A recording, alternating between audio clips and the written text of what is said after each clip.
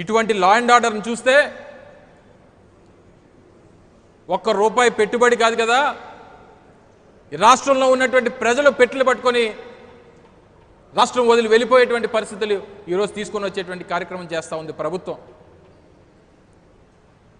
ఈ స్థాయిలో దిగజారిపోయినటువంటి ప్రభుత్వం పైపెచ్చు తీసుకొని వచ్చి ఆ యువకుడి మీద సరే ఒకటో రెండో కేసులు ఉండొచ్చు,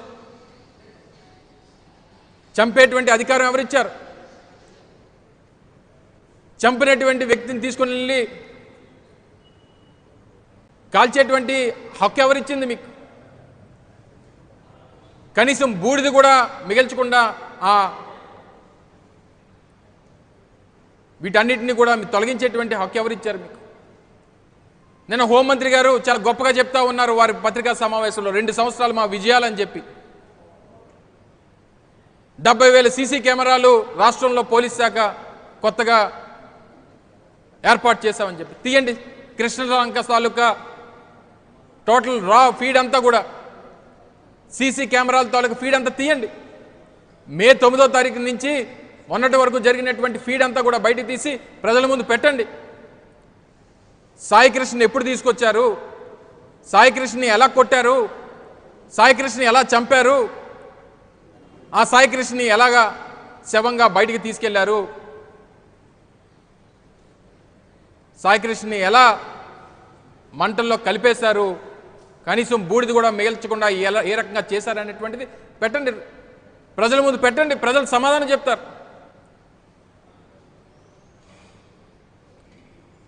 ఇవన్నీ మానేసి మొన్న ఎక్కడో ఎవరో దొరికితే ఆ క్రెడిట్ మాకు ఎవరా తీసుకోండి, దీనికి కూడా క్రెడిట్ తీసుకోండి మీరు. ఈ రాష్ట్రంలో 24 మాసాల్లో ఈ ప్రభుత్వం అధికారంలోకి వచ్చిన తర్వాత 790 హత్యలు, రాజకీయ హత్యలు దాదాపు 25 నుంచి 30 రాజకీయ హత్యలు, వందల సంఖ్యలో రేపులు, వేల సంఖ్యలో మిస్సింగ్ కేసులు, ఒక 4 ఏళ్ల చిన్నారి తప్పిపోయి 12 రోజులైతే డిపార్ట్మెంట్ ఏం చేస్తుందో తెలియదు. హోంమంత్రి పక్క నియోజకవర్గంలో జరిగితే వారిని వెళ్ళి పలకరించి వారికి ధైర్యం చెప్పడానికి, వ్యవస్థలు పనిచేస్తున్నాయని చెప్పి భరోసా ఇవ్వడానికి 12 రోజులు పట్టింది.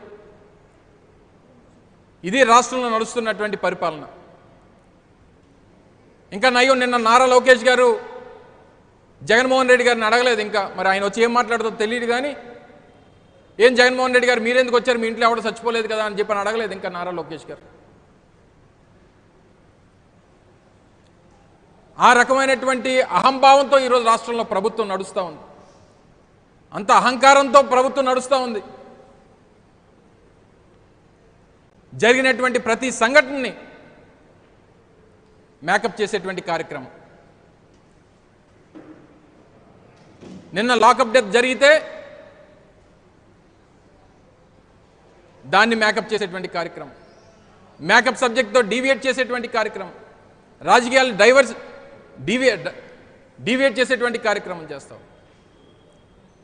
ఈవీఎంల మీద పెద్ద చర్చ జరుగుతూ ఉంటే దాన్ని లడ్డూతో మేకప్ చేసేటువంటి కార్యక్రమం, మెడికల్ కాలేజీని ప్రైవేట్ పరం చేస్తూ ఉంటే దాన్ని ప్రతిపక్షంగా వైఎస్ఆర్ కాంగ్రెస్ పార్టీ ప్రశ్నిస్తే ప్రజలు ముందుకొస్తే దాన్ని గొడ్డలతో మేకప్ చేసేటువంటి కార్యక్రమం. డిఎస్సిలో అక్రమాలు జరిగాయి, అన్యాయాలు జరిగాయనంటే దాన్ని అమర్నాథ్ ఏదో వ్యాఖ్యలు చేశాడు, దాన్ని మేకప్ చేసేటువంటి కార్యక్రమం. ఇంకా మీరు దేన్ని మేకప్ చేసేటువంటి పరిస్థితులు లేవు, మీకు ప్రజలు ప్యాకప్ చెప్పేటువంటి రోజులు దగ్గరలో ఉన్నాయన్నటువంటి విషయాన్ని ఈ సందర్భంగా తెలియజేస్తా ఉన్నా. మీరు చేసినటువంటి తప్పులు, అన్యాయాలు, అక్రమాలు రాష్ట్రంలో ఏ మూలకు వెళ్ళినా, ఏ ప్రాంతానికి వెళ్ళినా మీ తాలూకు హత్యలు, మానభంగాలు, మీరు చేస్తున్నటువంటి అన్యాయాలు రాష్ట్రంలో ప్రజలు చూస్తున్నారనేటువంటి విషయాన్ని ఈ సందర్భంగా తెలియజేస్తా ఉన్నా. పెట్టారు. ఈరోజు ఉదయం వారి తల్లి ఇచ్చినటువంటి కంప్లైంట్ మేరకు కేవలం నాగరాజ్ అనేటువంటి ఒక సిఐ మీద, ఆ స్టేషన్ హౌస్ ఆఫీసర్ ఎవరైతే ఉన్నారో ఆయన మీద 4 సెక్షన్లతో కేసు రిజిస్టర్ చేశారు. దాంట్లో మర్డర్ కేసు కూడా అందులో పొందుపరిచారు. అంటే చంపినట్టు ప్రభుత్వం ఒప్పుకుంది. కానీ దీంట్లో కేవలం ఒక సిఐని మాత్రమే బలిపశువుని చేయాలి అనేటువంటి ఆలోచన ప్రభుత్వంలో కనబడతా ఉంది.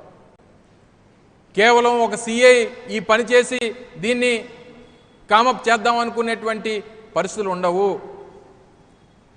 ఆయన పైన ఉన్నటువంటి ఏసీపీ కానీ, ఆయన పైన ఉన్నటువంటి సిపి కానీ, పైన ఉన్నటువంటి డీజీపీ కానీ, ఈ డిపార్ట్మెంట్ని హ్యాండిల్ చేస్తున్నటువంటి హోంమంత్రి కానీ, వీరందరి మీద కూడా కేసు పెట్టాల్సిందే.